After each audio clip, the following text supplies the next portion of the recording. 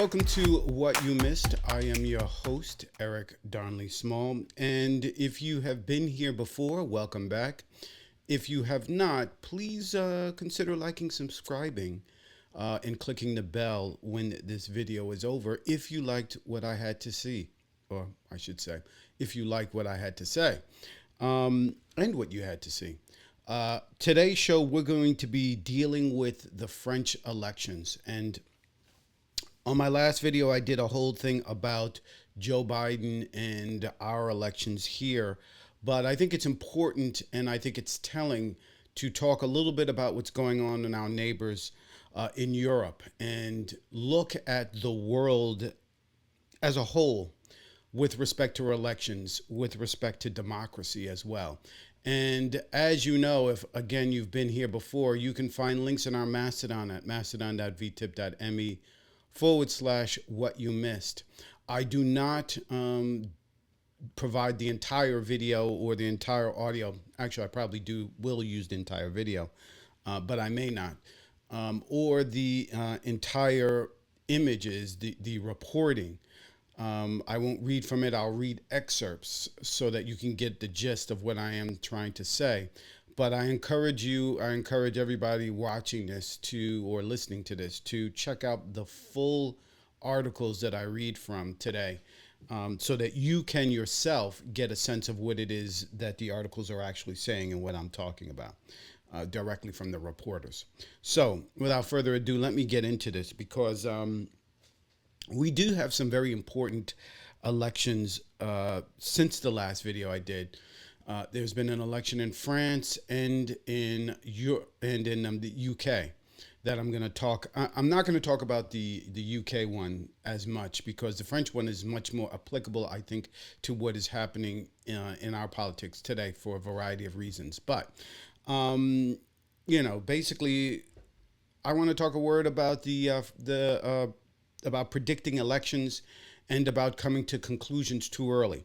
What France's elections can tell us about polling predictions and the road ahead. And I want to talk about this specifically because we are talking a lot today about Joe Biden, about where the elections are going, Donald Trump, polling, all of that kind of stuff. And there has already been set, and I think there is articles that say that Donald Trump is planning for a landslide victory against Joe Biden because of the turn of events since the debate.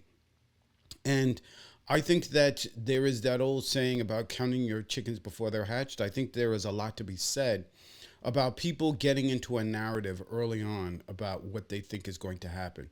That happened in the French elections, and things did not turn out as the pundits and people had thought. So let me go through this. And I'm going to begin with, the bullet points. What am I going to talk today? What can we learn from France? The French people beat back the right. I want to talk a little bit about why Macron is so unpopular. And then the results of the election. Will France become ungovernable? The dangers of voting against and not for. That is one of the most important things that I see going on today when we talk about what is happening. I mentioned this on my last video, that I believe that the Republican Party has been taken over by Donald Trump and this right-wing conservative movement because for decades they have been voting and they have been pushed, that is, Republican voters have been pushed to vote against, not for. They have been pushed to vote against Democrats and against progressivism instead of voting for things like, small government, things like having cutting taxes, things like, shrinking our deficit, stuff that they used to talk about, but haven't really talked about. They basically gave it up on the last, when Donald Trump came on board. They basically surrendered. And as we know, the hawks in the party left the party for the most part and have moved to the Democratic Party or become independents. This is your Liz Cheney's, etc. of the world. So just when you thought it was over. So this is about the French election. Polling leading up to the election saw the French right taking power in the French parliament. even in the first round of voting, things looked grim. But things were not as they appeared to be. And this is a video from ITV News, and it goes into what happened. I'm not going to play the full video, but I do want to play enough of it to give you a sense of what occurred, and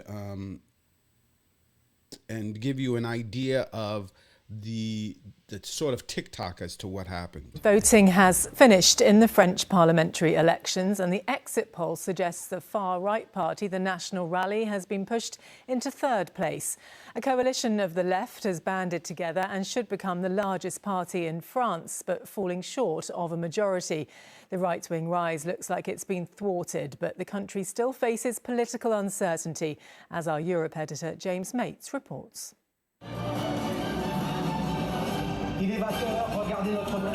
The far right gathered tonight to watch a countdown to the exit poll, ready to cheer a famous victory.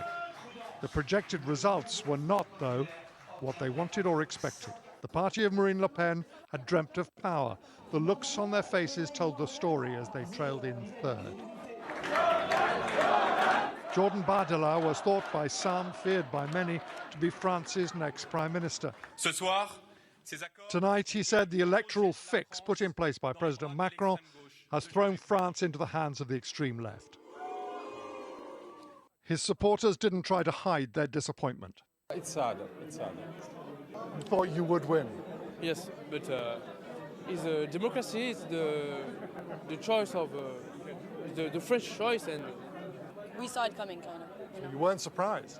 Not that much. I mean, we still had a lot of place to win. I mean, it was okay. It's going to give us the chance to come back stronger, even stronger, because all of the French people are going to see what this is going to be, a big mess. President Macron took a great gamble, which has worked out better than some had feared, but is still no victory. Because while the far right has been beaten back, an alliance of the left and the far left will now claim they have a right to a share in the government of France. What happened here was a concerted national campaign of tactical voting, in which a huge turnout of French voters threw their support behind any candidates but Le Pen's. The beneficiary was Jean-Luc Mélenchon, who for years has fought his corner on the far left of French politics and is likely to lead the biggest group in Parliament. His policy agenda, though, is wildly different from President Macron's, and coherent policy making may turn out to be next to impossible. Tonight in central Paris, far left supporters had been expecting to be on the streets protesting. In the event, they are celebrating. But the reality is that while France may have avoided a far-right government, it may struggle now to form any government at all.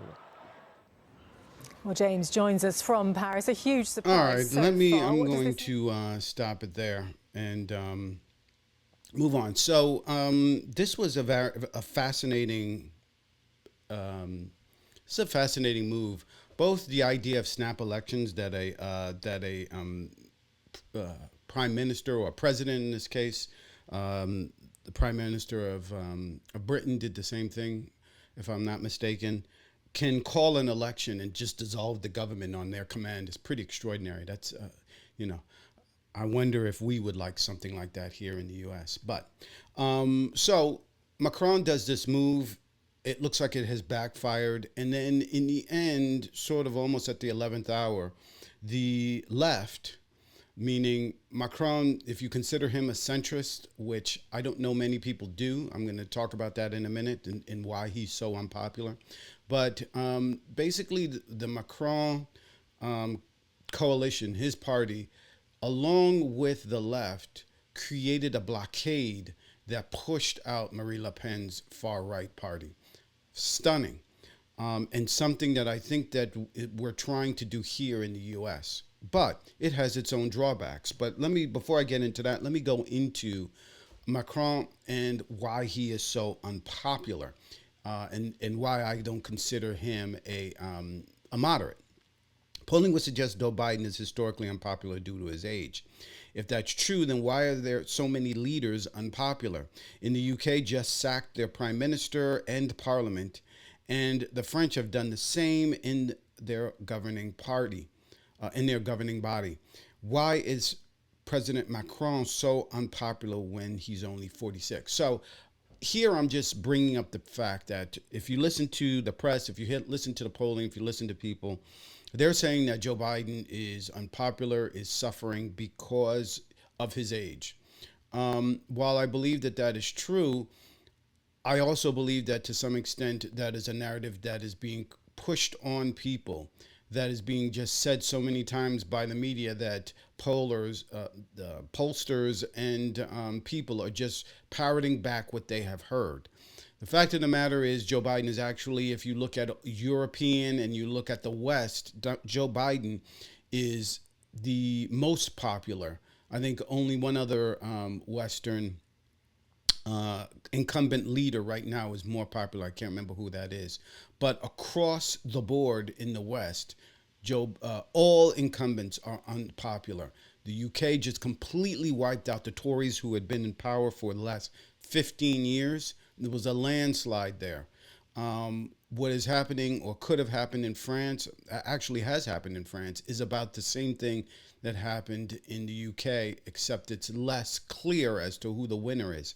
But what is clear is that incumbents are very unpopular, not all for the same reason. So let's go into what has made French President Macron so unpopular. And I love this picture here because in this photograph here is Macron. His image has been merged with Margaret Thatcher, the very famous, very infamous to some extent, yet very powerful Prime Minister of Britain. She and Ronald Reagan were thick as thieves back in the days. We're talking about the 1980s. And she and her Tory party of total conservatives brought in free market ideas and cutting benefits basically from the people. Sought to roll back a lot of the benefits like we would see today, like healthcare, Medicare, Medicaid, Social Security, those types of things. Reagan and Thatcher were famously against that and instead felt that the government should be pouring more and more money into military, into cutting taxes for the wealthy. So Macron is not a moderate, but instead he is actually very much a conservative, not a social conservative, but definitely a fiscal conservative and definitely a conservative, a free market thinker. So this is an article I should have actually put in here. I can't remember where this article is from. But it says Macron is so unpopular he's told to avoid campaigning. So this is the lead up to the election that just happened. And it says, quote, since calling the snap parliamentary election on June 9th, the French president has been largely absent from the airwaves or public rallies. His own centrist Together coalition has removed his face from campaign literature in light of his poor approval ratings. Members of the alliance have referred to the moves as Operation De-Macronization. While the president may have underestimated his own unpopularity, Mr. Macron's former prime minister and head of the Horizons party acknowledged the rejection of the president of the republic, while the minister of ecological transition admitted that the president's image had grown tiresome for some. Mr. Bechelot told French news channel TF1, quote, there is a wear and tear that has affected all the presidents of the Fifth Republic. Here, the wear and tear is even greater because this is Emmanuel Macron's second term. So people have become frustrated with Macron, but this quote does not give us an idea of why. And for that, you would have to go back to 2017. And this is an article from the Guardian. It's an op-ed by Rokala Diallo. I don't know, again, I'm sorry if I'm butchering these names. But This is a very fascinating article, and it's entitled "If Macron Doesn't Know Why He's Despised, He Hasn't Been Listening." And this was dated May 18th, 2023. It goes, 6 years after his first presidential victory and a year after winning a second term in the Élysée, Macron can scarcely show his face in public without being booed, heckled, or insulted.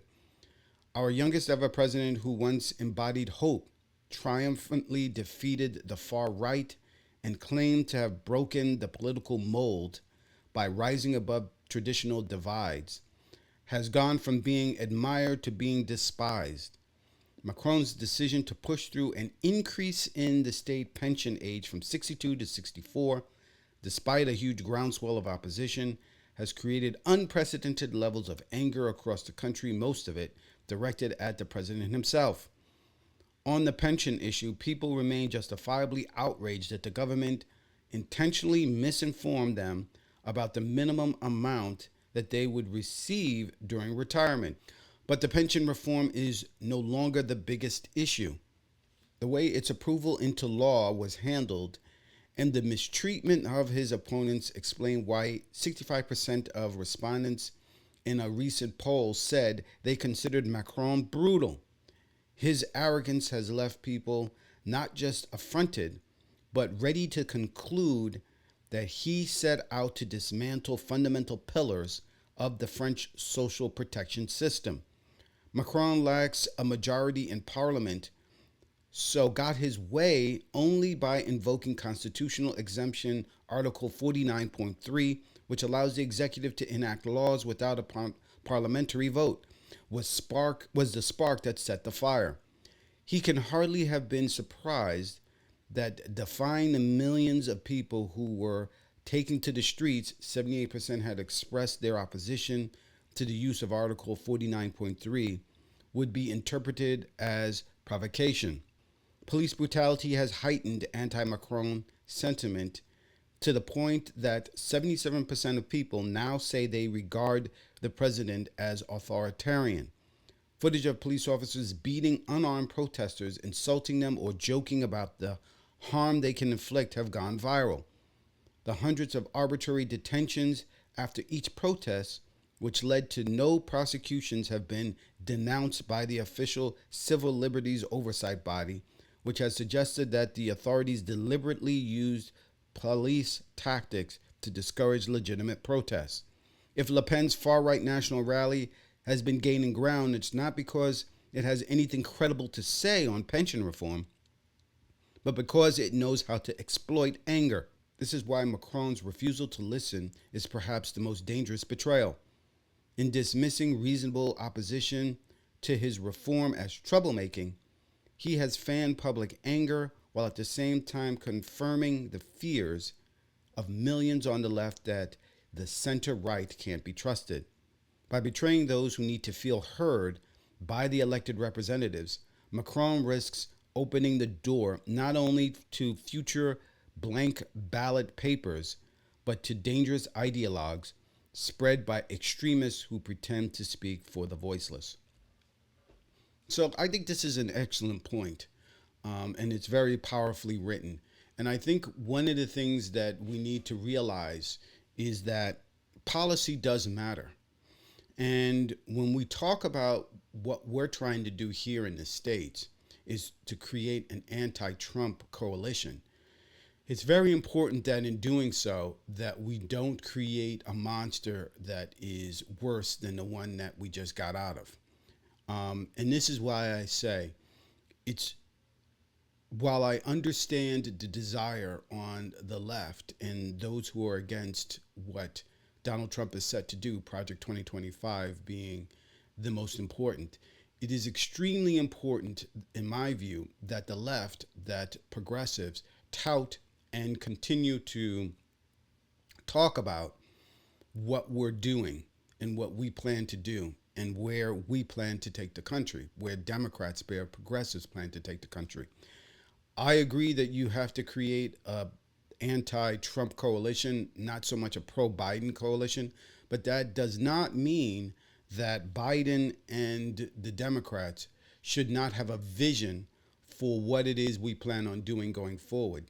and that everybody who ends up voting is on board with that vision. I've talked about before, and I'm not going to go into again because I'm trying to keep this video short, but just because you have a D next to your name doesn't mean that you have signed on to the same cause. I talked about moderate Democrats in the past. I'm not going to talk about this again. You can take a look at my last video about that. People like Jared Golden and this woman, Perez, out of Washington State. These are Republican light, right? I don't understand how you can be a moderate like this guy Golden out of Maine and talk about, I'm okay with Donald Trump becoming president, particularly when you know Project 2025 is against everything the Democratic Party has stood for, is against everything this country has done from the 1960s going forward, considering what the conservative court has just recently done, given immunity to presidents to break the law. So be wary of people who claim to have your best interest at stake in order to get into power, because when they do stuff that, if you're not careful, if they don't have a track record, they'll do stuff that, you're not prepared for, and that may not be worse, but just as bad as what you've been fighting against. One of the things that Joe Biden has to his credit is not just he's not Trump, but also that he has a long track record, 50 years between the House and the Senate. So he's a known quality, not only internationally, but in the world around us. There could be a fight that could happen between, in the convention, there's still calls for Joe Biden to step out, and there could be an attempt to push him out. And those attempts give opportunities for people to come out of the woodwork and think that they're the best to become president. And given a chaotic environment, don't be surprised that crazy things can happen, and that people who normally would not get even a second thought end up becoming president. I think particularly of the election many years ago, a decade ago, Arnold Schwarzenegger became governor of California, something I don't think anyone ever thought would happen. But it was because of a very successful recall that it was able to happen. And, fortunately that worked out okay for the Democratic Party, or for California, I should say. But it's not something that you would want to see happen, because you just never know what might come up. Marianne Williamson is talking about she's willing to, she's calling for a brokered convention and to have her name thrown in the ring. So it's just a cautionary tale with Macron and with the expectations that people had going forward. So he has done this thing. Macron he's called the snap election, and he's been able to rally people together as almost a barrier, a fortress around France, and kept the far right from becoming ascendant. But it has also created a problem in France with governing. And as I just say, policy matters at the end of the day. U.S. as with France, the president must listen to the people, or they will pay the price. Even now with the far right, the RN party, seizing on discontent and failing to secure power, many see the new coalition that has been created, a part of the French government, as broken. So this is a video from I think it is ITTV, but I'm not certain it will play. We'll see in a minute. But this is what happens when you create a governing party and you're not sure what the hell it is that you've done. So this is just a portion of this. I think it's important. This is actually, I know who this is. This is from Bloomberg. And it talks about, Bloomberg is, of course, going to talk about it, the economy and everything. Fascinating thing that they begin with is what this has done, this new government, this new non-coalition building a government of the far left, and Macron, who is quote unquote a centrist, what this new government is doing to the economy almost immediately. I'm going to play this. Est grave, lourde It was an historic gamble. Emmanuel Macron calling a snap election following his party's crushing defeat in Sunday's European Parliament elections. And it surprised everyone.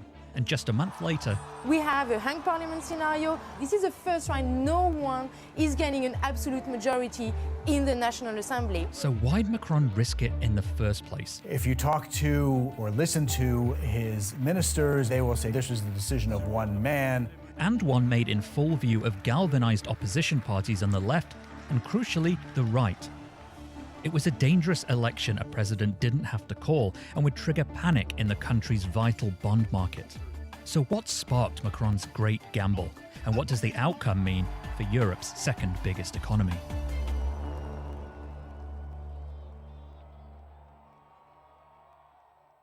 Before we get to all the candidates and the uncertainty, let's start with the economy. What is it about calling a snap election in France that's leading to a reaction like this over the last 24 hours? That was a good question, because investors had spent that time offloading French debt as quickly as they could. Look what happened. That's the biggest jump in the France bond risk gauge in more than a decade. It's also called a spread, and in this case, the lower the line, the closer to nice, safe Germany investors thought the risk of holding French debt was. And this very literal measurement of risk is essential in understanding the uncertainty of what's to come, because investors who buy and sell bonds are really power players in European politics. They're the ones who lend countries money when they need it most. Remember British Prime Minister Liz Truss? The reason she spent less time in office than some people keep eggs in a kitchen was because her unworkable economic policies spooked the bond market so much it sent the UK's borrowing costs to a 25-year high. The last thing France wanted was uncertainty and to be seen as financially risky. After all, the country had been trying to cement Paris as the continent's leading financial hub in the wake of Brexit. But suddenly, people started to question whether that was going to remain the case. Either the far right or the far left come into power, that their concern will not be increasing France's attractiveness as a financial center, and that many of the policies put in place by Macron could be rolled back. And now, investors had put France in the firing line. They view Germany as the most responsible pair of hands that they can possibly get. The difference in the yield, in other words, the difference in the interest rate that people insist on getting in order to buy your bonds between France and Germany has been very narrow. Macron had intended the election to provide his government some clarification. So why did it cause so much uncertainty? Let's go back to the exciting Parisian spring of 2017.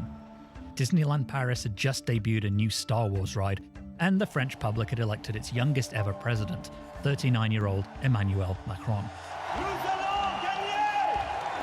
He really was a fresh face for politics here. Macron came to power destroying the traditional establishment party, the Republican Conservative Party on the right, and the Socialist Party on the left, which had basically been ruling France for years. He was elected in 2017 by the left. And 2 years ago, he was elected again, thanks to the left. Essentially, he'd drawn considerable support from voters who simply disliked the opposition more than him. And 7 years later, that is support he'd see significantly weaken. Marine Le Pen had tried to rebrand her National Rally, formerly the National Front, as a less toxic, more electable party. I think even some people who would agree with Macron's policies do not like Macron because of his personality. They also didn't like his plan to raise taxes on fuel. The fuel tax would have hit low-income people hardest and further watered down his popularity. Despite all the chaos, the economy remained relatively stable, essential for what came next, the big misfire. Today is the first day of a general strike in France against French President Emmanuel Macron's pension reform, which plans to raise the retirement age from 62 to 64 years old. Every time he opened his mouth about it, his popularity went down. At some points, Macron's government was close to being overthrown by a no-confidence vote that failed by only 9 votes. Watching from the sidelines of power was Marine Le Pen, who realised that defeating Macron would need attractive policies and personalities. Marine Le Pen has tried to de-demonize her party, that people who are law-abiding have nothing to worry about from her party. The times when Marine Le Pen has really gained the most in terms of public opinion polls have been when Emmanuel Macron or his government have made missteps. And now he faced an emboldened, yet leaderless alliance of usually disunited left-wing parties, ranging from moderates to communists, and a cleaned-up far-right rival selling her party and policies as having left racism and anti-Semitism behind. This is what triggered that bond market panic in the aftermath of Macron's announcement of the snap election. It was a warning shot that investors were prepared to make life a lot harder for any incoming government if it doesn't like what it sees. In the end, French voters delivered another shock. France is heading into political gridlock after a shock defeat for Marine Le Pen's national rally in Sunday's election. The polls showed Le Pen's party coming out on top, but the left-wing coalition came in first, pushing her national rally into third place behind Macron, meaning none of them could form a government. It looked like the country would, essentially, be ungovernable. The risk of real change, big change in terms of regulation, taxation, etc., comes from the left, and that would be the biggest risk to the French market. Investors may have avoided the worst-case scenario of an extremist party running one of the world's most powerful countries, but they remain on edge. That all-important French spread with Germany is still historically very high. And with war raging on Europe's eastern frontier and the region struggling to jumpstart economic growth, France looks politically paralyzed, at least for now, at a time when the continent needs leadership. So there you go. That is probably, well, it's a powerful assessment of what's happening in France. And I think it's a warning shot as to what could happen here if we don't get our elections correct. It's fascinating that this is happening across the board. In the UK, you know, Labour has taken over, but people are still concerned about whether they have been able to heal their problems of the past under Jeremy Corbyn and the crap show that turned out to be some 15 years ago that led to Tories having such a dominant role in the UK. And there's an excellent video by ABC out of Australia that talks about who broke Britain. And it's a 5-part series that I've watched that begins with, I think it begins with James Cameron's coming in to power and ends, you know, goes through Brexit, goes through COVID, and ends with, you know, basically the Tories as being seen as at fault for breaking Britain. So I'll put that link probably in the description below. But that's it for today. On the next video, I think I'm going to talk about Israel, because it's actually fascinating when you talk about dysfunctional governments and what's going on there. Theirs is another problem that goes back at least a decade internally, and it's not with respect to Gaza. This has to do with a religious divide within the country that has only been exacerbated because of what's going on with Gaza and the Palestinian and the war that they're in. It has brought that problem that was still there, but it has made it all the more urgent, and that will probably be on my next video. But until then, thank you for watching this video, and you'll see me again on the next video. Take care, everyone. Hey there, fantastic viewers. Eric Darnley Small here, and I hope you're loving today's episode of What You Missed. You've reached the end of today's show, but don't worry, there's more show coming up. If you're watching this on YouTube, please click the bell so that you'll be notified when more content is available. You can also help the channel by clicking the like and subscribe buttons. It helps the YouTube algorithm find new viewers so that I can keep bringing you all this incredible content you enjoy. But wait, there are more ways to support the show. You can make a contribution through the show's PayPal, which goes a long way in helping produce even better content for you. And consider becoming a part of our growing community by joining our Mastodon site at mastodon.vtip.me/@ What You Missed for more engaging discussions and exclusive updates. And here's something you won't want to miss. Mark your calendars for our live show streaming on YouTube and stream.vtip.me Monday mornings, 10:30 a.m. Eastern Standard Time. Your support means the world to me, and together we're making What You Missed the best it can be. Thanks for being a part of my journey.